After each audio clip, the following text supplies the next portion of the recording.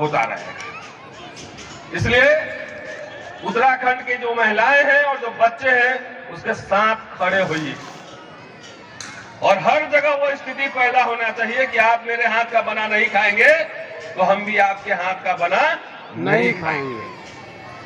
ऐसे प्रतिरोध कीजिए, इसकी आजादी संविधान भी देता है। मैं पहले कह रहा था कि मनुस्मृति तो अब पढ़ते नहीं लोग, अब तो संविधान है, तो क्या मनुस्मृति का महत्व कम हो गया? तो बाबा साहब ने क्या लिखा है जरा मैं पढ़ के सुना देता हूं।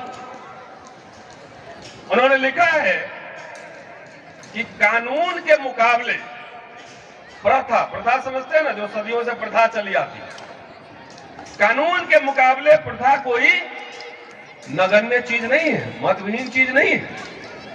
यह सच है कि कानून को राज्य अपने पुलिस की ताकत के द्वारा लागू करता है और यदि प्रथा जो परंपराएं हैं अगर वो वैध नहीं है, वो कानूनन नहीं है, तो राज्य उसको लागू नहीं करते।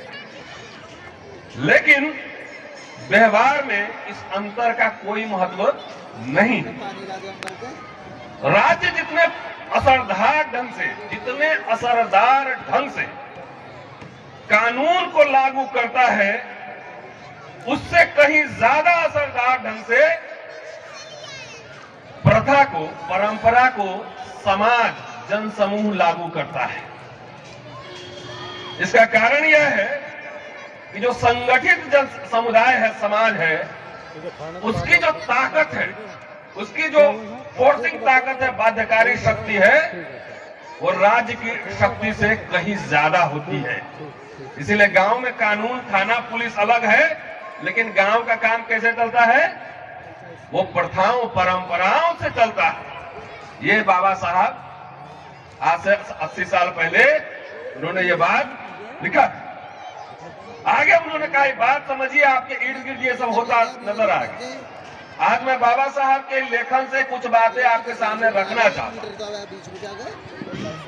क्योंकि वो कथा कहानी बात तो अलग होती है, लेकिन कुछ फैक्ट को जानना बहुत जरूरी है। बाबा साहब ने आगे लिखा कि मनु का धर्म तकनीकी रूप से कानून नहीं रहा। मनु का धर्म तकनीकी रूप से कानून नहीं रहा, फिर भी इस कारण उसकी महत्व पर कोई आंच नहीं आया।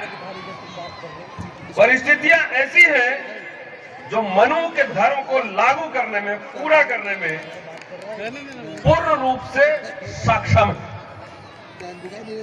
इन परिस्थितियों में सबसे महत्वपूर्ण है, सबसे सर्वोपरि है, वह है प्रथा की ताकत, प्रथा का बल, जो परंपराएं हैं उसका बल। कहते हैं कि समाज, हर समाज में कुछ न कुछ काम करने की, अनुभव करने की, विश्वास करने की, आकलन करने की और स्वीकार करने की या स्वीकार नहीं करने की, मानने और न मानने की आदतें होती हैं। इसलिए जब कोई भी व्यक्ति जन्म लेता है उनके घर में, या कोई नया आदमी आता है, तो समाज ही उसको पहले शिक्षा देता है।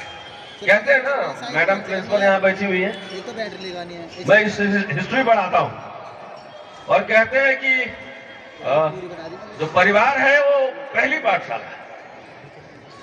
अगर यही सिखाया जाता है, बच्चों को कैसे पता कि महिला दलित है, इसके हाथ का खाना नहीं खाना है? उसके माँ बाप सिखलाते हैं उसका। तो अगर ऐसी फैमिली जो पहली पाठशाला अगर ऐसी है, तो मैं कहता हूं इट इज ए बैड पाठशाला है, बहुत ही खराब पाठशाला है। तो बाबा साहब कह रहे हैं कि घर में उस ट्रेनिंग शुरू हो जाती है और बच्चे के माथे पर उन व्यवहारों को, उन प्रथाओं को, परंपराओं को एक तरीके से गोदा जाता है। जैसे गुदना गुदवाते नहीं है, तो बचपन से उसको गोदा जाता है। इसका प्रमाण उत्तराखंड का बार एग्जाम्पल मैं दे रहा हूं। कोई मूंछ रख लेता है तो उससे किसी को क्या फर्क पड़ता है? कोई घोड़ी पर चढ़कर शादी कर रहा है, उससे क्या फर्क पड़ता है? लेकिन सामने वाले को फर्क पड़ता है, क्योंकि बचपन से उसको यही ट्रेनिंग दी जाती है कि अमुक व्यक्ति को, अमुक जाति को साफ कपड़ा नहीं पहने देना है, अपने साथ नहीं बैठाना है, उसके साथ खाना नहीं खाना है, उसको बचपन से ये ट्रेनिंग दी जाती है और धीरे धीरे यह उसकी आदत बन जाती है और वो अपने समाज पर निर्भर हो जाता है। जो पढ़े लिखे साथी हैं यहाँ जानना चाहेंगे कि कहाँ पे उन्होंने ऐसा लिखा है, तो रेफरेंस दे देता हूँ। वॉल्यूम 40 हिंदी का उठा लीजिए और पेज नंबर 180 से 83 के बीच में 180 to 183 पेज में जाइए, ये सारे रेफरेंस मिलेंगे। मैं आज अगर थोड़ा थोड़ा उनके राइटिंग से ही मैं आपसे बात करना चाहता हूं, क्योंकि ये अवसर है आप लोगों से बातचीत करने का, तो मुझे लगता है कुछ गंभीर बात होनी चाहिए। 17 मई 1936 को बाबा साहब ने ठाणे में अछूतों का एक सम्मेलन हुआ। उसमें उन्होंने कहा था कि मुक्ति और उन्नति के लिए धर्म परिवर्तन आवश्यक है, भाई जरूरी है। अरुण कुछ लोग उनसे सवाल पूछते थे बाबा साहब से कि हम अपना धर्म परिवर्तन क्यों करें, तब उनका जवाब होता था कि हम अपना धर्म परिवर्तन क्यों न करें। और इसमें उन्होंने अपने जीवन बचपन से लेकर बड़ौदा में जब नौकरी करने गए थे 5 घटनाओं का जिक्र करते हैं कि उनके बचपन से लेकर और अमेरिका इंग्लैंड से जब वो लौट कर आए तो 4-5 घटनाओं का उन्होंने पूरी कहानी बताई है।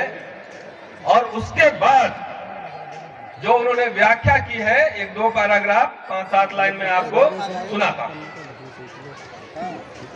जिसने वेटिंग फॉर वीजा पढ़ा होगा वो जानते होंगे कि उन्होंने किस किस तरह से मार्मिक, उनके साथ किस किस तरह से दुर्व्यवहार होता था, ये तमाम चर्चा उन्होंने की है। वो कहते हैं अपने जीवन के घटनाओं का जिक्र करके कि मैं आप लोग से पूछना चाहूंगा ऐसे समाज के भीतर जीने का क्या दुख है जिसमें मानवता है ही नहीं,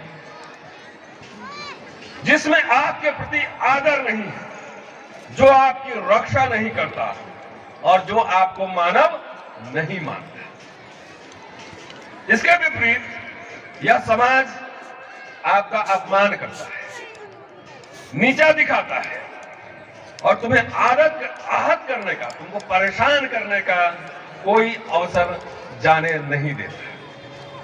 कोई भी मनुष्य जिसमें रत्ती भर भी आत्मसम्मान है और शिष्टाचार है, इस निर्दयी धर्म से जुड़कर रहना पसंद नहीं करेगा। केवल वे लोग जो गुलामी जिनको पसंद है वही इस धर्म में रह सकते हैं, ये बाबा साहब ने कहा। चलिए मैं तो आपको एग्जाम्पल देके बताता हूं।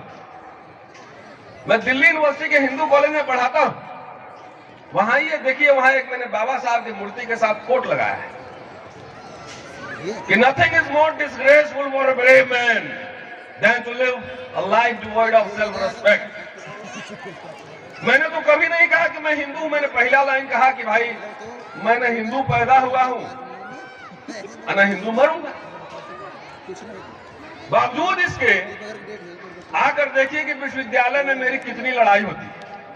अभी भी हाई कोर्ट में एक आध केस लड़काई हुआ, सुप्रीम कोर्ट तक लड़ाई, चप्पे चप्पे पर जो है लड़ाई, 8-10 किताबें छाप कर, दर्जनों लेख लिखकर मैं काबिल नहीं हूं।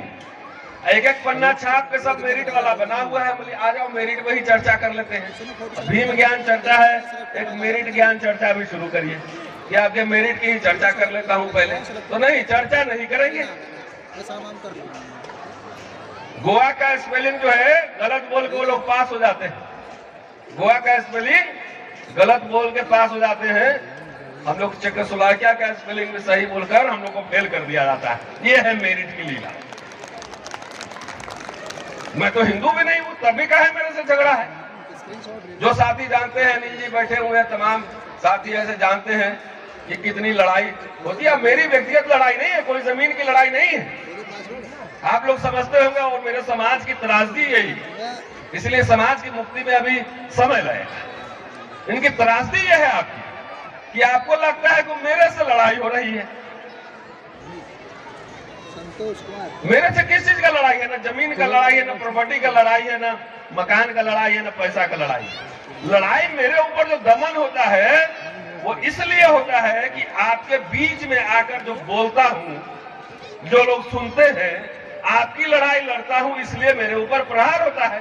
लेकिन आप लोग चुप रहते हैं, आपको लगता है कि मेरी व्यक्तिगत लड़ाई है। ऐसी बात नहीं है। जिस दिन ये खेल आप समझ जाएंगे ना, उस दिन आपके मुक्ति का रास्ता आसान है। अगर मैं चुपचाप कॉलेज में पढ़ाता रहूं, आपके बीच आकर ना बोलूं, लेख न लिखूं, टेलीविजन पर ना बोलूं, आपके ऊपर जो अत्याचार हो रहा है आप कुछ उसके बारे में कुछ नहीं बोलूं, तो कौन वाइस चांसलर और कौन प्रिंसिपल मुझे तंग करेगा? कोई नहीं तंग करेगा। मुझे बढ़िया बढ़िया बुला के रसमलाई खिलाए।